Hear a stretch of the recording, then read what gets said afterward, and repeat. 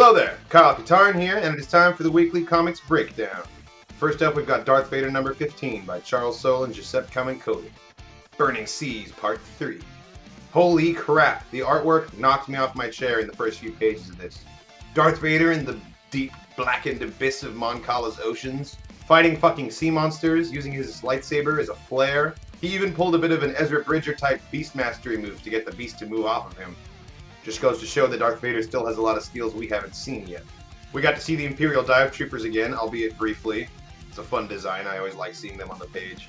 I gotta say, it is a pretty big stroke of luck that a couple random Quarrens in a search party happened to find King Lee Char. The ocean's a pretty big place. They were searching in the right spot, so that was pretty lucky. Admiral Aphra personally leading the attack against the Imperial sky bases was epic.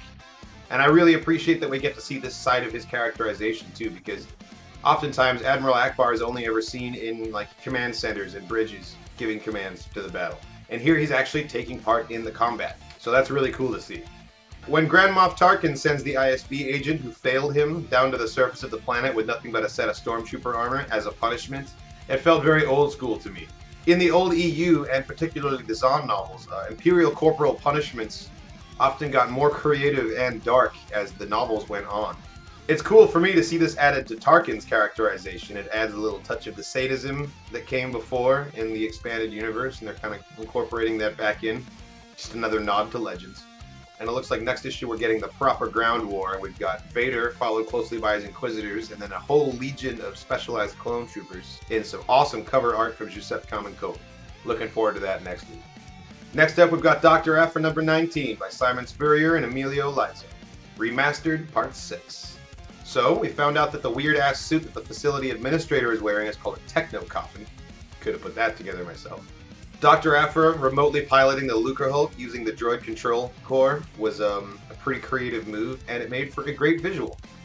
Deck Nil is still alive, and this made me way happier than it should, mostly because this stupid-ass logistics droid reprograms all the guns just because he wanted to see pretty colors. Nothing wrong with that. I gotta say, renaming all of the firing sequences so that the deck officers would say the trigger words to make the Tukas detonate out loud on the bridge was hilarious. When he starts reading the first of the code names, I just busted out laughing because I knew exactly what was gonna happen next. And sure enough, boom! Well played, Aphra. Well played. Now, I gotta say, Tam Pazla, he gets a raw deal in this series. First, Aphra hotwires his boyfriend to charge into battle and die. And then he gets jumped by Tolvin and essentially mugged, left behind in some ventilation shaft, while she makes off with all of his fancy gear. And interestingly, I thought he would look less human under the helmet. He looks just like a regular dude with some cybernetics. I thought he'd be all crazy under that thing. Tolvin and Aphra leave the Lucrehulk at the end in a U-Wing that looks a whole lot like Ryder Azadi's customized U-Wing from the end of Rebels. I wonder if it's the same ship. It's possible.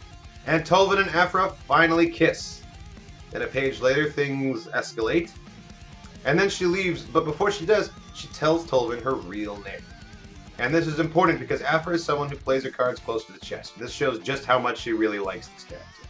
And in true Aphra style, she manages to get one over not only on Hera and the Rebels, but also BT and 000 by encrypting all of the information she provided for both of them. Good old Aphra. I'm willing to bet this is the end of the remastered arc, and I'm excited to see what happens next. Well, that's it for the comics this week. Thanks for watching, everybody. Make sure to check out the rest of my channel for more awesome Star Wars content, and as always, may the Force be with you.